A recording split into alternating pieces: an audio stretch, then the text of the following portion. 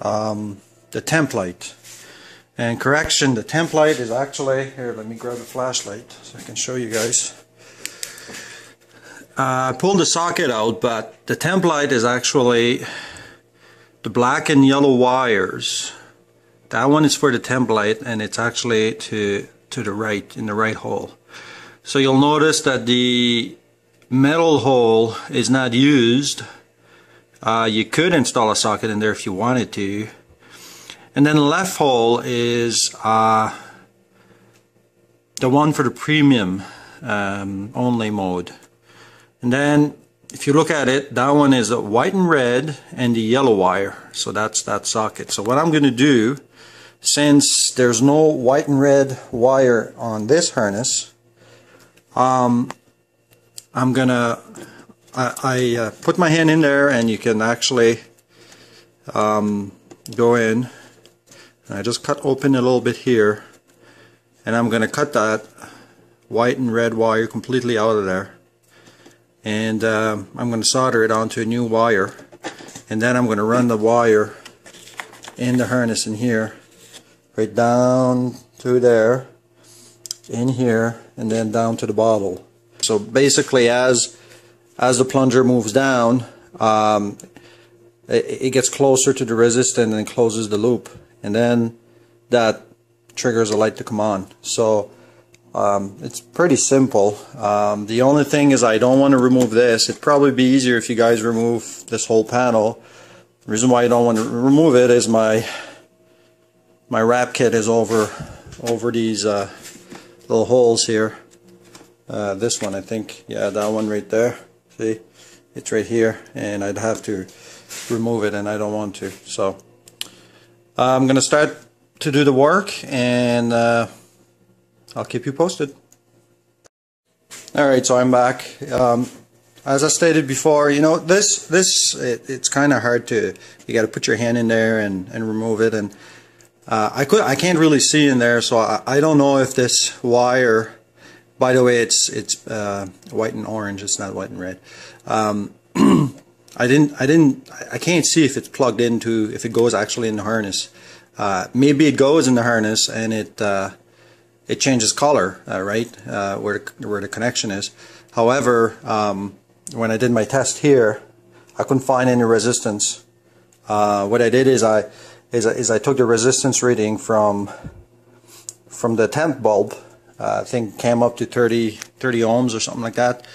So I figure I went on and I tried to see if I'd get another 30 ohms that would indicate me it would be the other bulb, and I didn't get any. So I don't know, because I can't see, right? And I don't want to take this off, so this is a bypass. I mean, you guys may not have to do this. If you take all this out, you may see you know, that it's actually going in the harness somewhere and it's changing colors, but I mean, I'm just going to bypass it, and it's okay. Just make sure, if you guys do this, don't just twist tie this with you know, electrical tape. Do it the right way. These things, they go like this all around. So when you're putting your other wire in, I'll show you. You loop it like this. And then you put your solder on, solder it, make sure you put a shrink tube over it, and then heat it up with the torch. Do it properly so no moisture gets in there, and it'll last longer, and then you won't have any electrical problem in the future. The tape, with the cold we have, it doesn't last. Eventually it's gonna fail. So, alright, I'll be right back. Alright, here's what I mean is, try to focus on this wire here. Don't know if it's gonna, there, I think that's as best as I can get it. So yeah, this is the proper way to link the two wires together before you solder it. Okay. A lot of people will twist tie, and what's not good with that is it tends to poke out, and this is the proper way to do it, I guess. I'm not sure if there's any electrical properties into doing it this way, but yeah, that's how I was trained. So do it like this, slide the shrink tube over it, solder it first, slide it over, and burn it with the torch.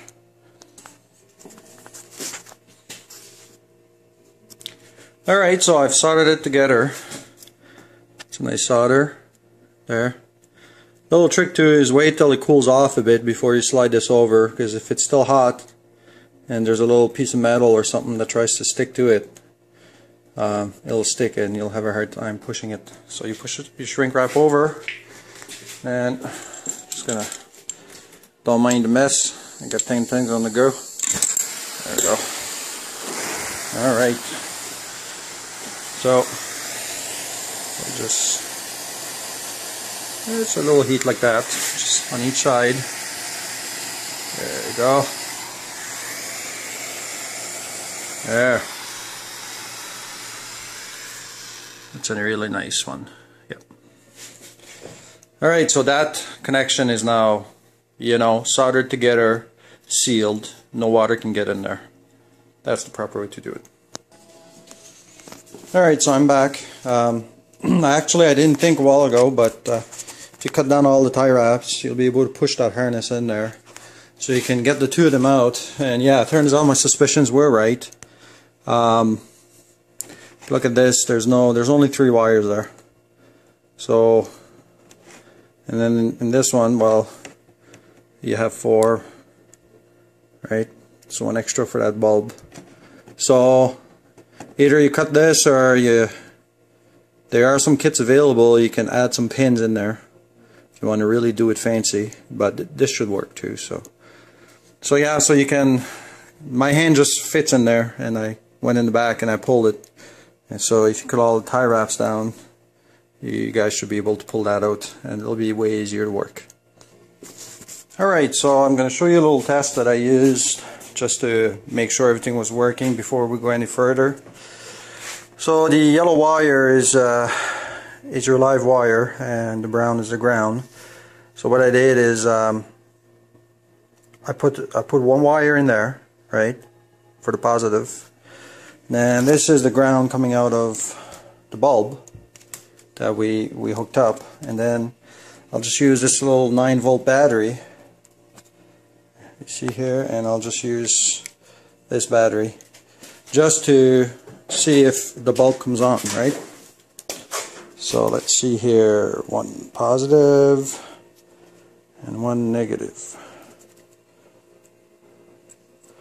This allows you to test without having the machine on, and it works. The bulb lights up, confirms that the bulb is good inside.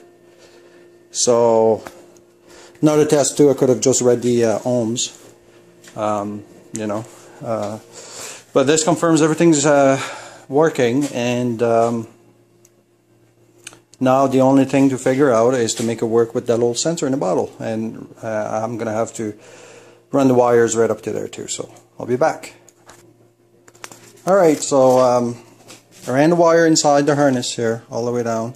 One thing you guys may want to do is when it comes here, you may want to add a quick connector here, so that when you want to remove the hood, that you can do so.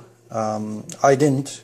I should have, but I don't have any quick connector, and I don't care. I'll just cut the wire if I have to remove the hood. I just redid the engine this year, so hopefully I won't have to remove that hood for a while. Anyway, so I'm suggesting maybe run it all the way here, right up there, and then cross it over onto the other side. Here, and we'll go on the other side now.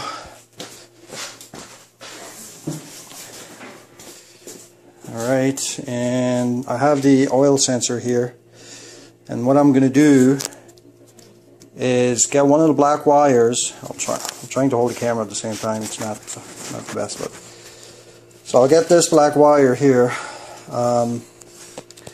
It doesn't really matter which way you're going to do this, because it's just a light bulb. So I'm going to get the black wire right here, and then this guy here, I'm going to put that one to ground. Okay, so this was complete the circuit. Remember, you are using the yellow wire from the main harness right up to the bulb, and then from the bulb you're using the white and orange wire, which is your ground. You want to come right back down. So what this does is you put it in between the ground, so when this thing is floating up in oil, the light is not on, but as it comes down and touches these contacts in the bottom, then the light comes on. But for that you need to ground this other end to the ground of the frame, right? And I think I'm going to use this one right here, right there. I think I have one around here somewhere that I used previously. Yeah, maybe I'll just use the one here for the regulator. Anyway, so yeah, there's a switch there, but I'm not telling you what that's for. Alright, so I'll be back. Alright, so I think I'm ready to fire this up soon anyway. So let's recap. You have the sensor here, right? The two wires. One wire is going to your white and orange wire on the bulb in here. So you run an extra wire right down in the harness. Try to do a good job too, guys. Go put it in the harness all the way down as far as you can. Up on here. And then from here, again, if you have a quick connector, it would be easier. I didn't have any, so I just cut them off, solder it on with some shrink tube. And then the other wire I'm going to do, and I'm going to ground this right on the regulator, right? So I'll do that and I'll come back. Alright, so that's on. Now this is not going to stay like this. I'm going to put everything, you see that little harness in there, shove that wire all up in there. It passes right under the oil bottle tank, which is perfect.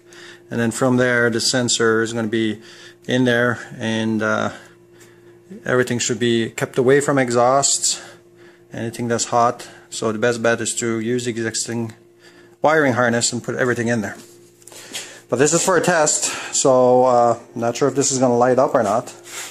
But I'll take this here and I'll bring this in on the sled with me so I can show you guys. Right there. Put those wires long enough, probably longer than I should actually. But this is for a test, right? So, alright, so make sure nothing's on the pipes. There we go. Move all that crap away from the pipes. Alright. So, let me close the hood, plug that harness in, and see if it works. Alright, so this is going to be a very quick test, obviously, because the new engine, she's going to smoke like there's no tomorrow. So I'll fire it up, and I'll just move this to the end. The light should come on the dash, and then if I put it away, it should go out. So we'll try that.